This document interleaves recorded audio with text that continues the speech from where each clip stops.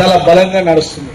ఈరోజు మనం ఈ కార్యక్రమం చేస్తున్నందుకు కారణం ఢిల్లీలో గత దాదాపు ఒక 20-25 రోజుల నుంచి నీట్ పరీక్ష జరిగినప్పుడు లీకులై అవకతవకలై దాదాపు 21 మంది విద్యార్థుల ఆత్మహత్య కావచ్చు, మరణం కావచ్చు జరిగితే అక్కడ విద్యార్థులు స్వచ్ఛందంగా వారి నిరసన వ్యక్తం చేస్తూ పార్లమెంటు భవనం ముందు, అది పార్లమెంటు భవనం అంటే భారతదేశ ప్రజలందరి సొత్తు, అట్లాంటి పార్లమెంటు ముందు నిరసన వ్యక్తం చేస్తే అదేదో బీజేపీ పార్టీ ఆఫీస్ అయినట్టు, బీజేపీ పార్టీ కార్యాలయం అయినట్టు వారు విచక్షణ రహితంగా స్టూడెంట్స్, యూత్, వాళ్ళు మహిళలైనా యువతులైనా సరే వారిని విచక్షణ రహితంగా లాఠీ చార్జ్ చేసి టియర్ గ్యాస్ పెట్టి చాలా ఘోరంగా వాళ్ళు చూస్తుంటే అసలు ప్రజాస్వామ్యంలో మనం ఉన్నామా లేమా అనేది నాకు అర్థమైతలేదు. మనం గుర్తుపెట్టుకోవాలి. ఎందుకంటే బిఆర్ అంబేద్కర్ గారు ఇచ్చినటువంటి ఆర్టికల్ 19 ప్రకారం మనకు ఏ ప్రదేశంలోనైనా భారతదేశంలో మనకు జరిగిన అన్యాయం పట్ల నిరసన వ్యక్తం చేసే హక్కు మనకు కల్పించింది. అది సామాన్య పౌర హక్కు, అదేవిధంగా భావ స్వేచ్ఛ హక్కు.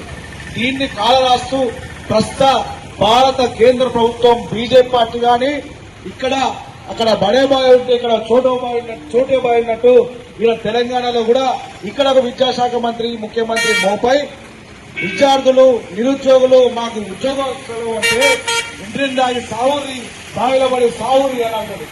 మరి ఈయననేమనాలో నాకు అర్థమవుతుంది. అక్కడ నీట్ పరీక్షలలో అవకతవకలు జరిగిన విద్యాశాఖ మంత్రిని బర్తరఫ్ చేయంటే వాళ్ళు లాఠీ చార్జ్ చేస్తారు. బడే బాయ్ అంటే చోటే బాయ్ అంటే. ఈయన సంవత్సరానికి 2 లక్షల ఉద్యోగాలు అంటాడు, ఆయన సంవత్సరానికి 2 కోట్ల ఉద్యోగాలు అంటాడు. ఆడ చేసిందేం లేదు, ఈడ చేసిందేం లేదు. రెండే దొందే. బీజేపీ, కాంగ్రెస్ ఖచ్చితంగా యువకులను, నిరుద్యోగులను, మహిళలను, మరీ ముఖ్యంగా రైతులను మోసం చేస్తున్నాయి. ఇక్కడ విద్యాశాఖ మంత్రి కూడా ఖచ్చితంగా రాజీనామా చేయాలి.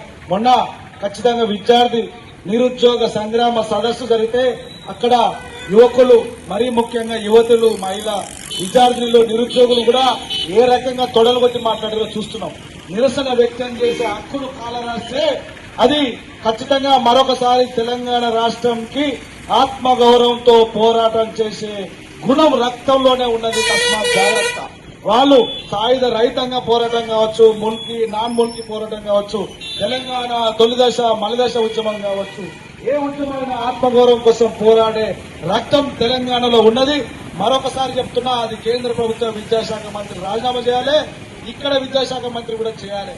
అదేవిధంగా ప్రతిపక్ష గొంతులపై నిరుద్యోగ యువకుల, రైతుల, మహిళల గొంతులను అణిచివేసే ఖచ్చితంగా కుట్ర జరిగితే పెద్ద ఎత్తున ఉద్యమం చేస్తా అని చెప్పి టీఆర్ఎస్ పార్టీ పక్షాన నేను మరొకసారి ఖండిస్తూ ఇలాంటి కార్యక్రమం మరొకసారి బంద్ చేయాలని చెప్పి ఇంత మంచి కార్యక్రమం తీసుకున్న ఈ విప్లవ సంఘ నాయకులకు మరొకసారి ధన్యవాదాలు తెలుసుకుంటాను.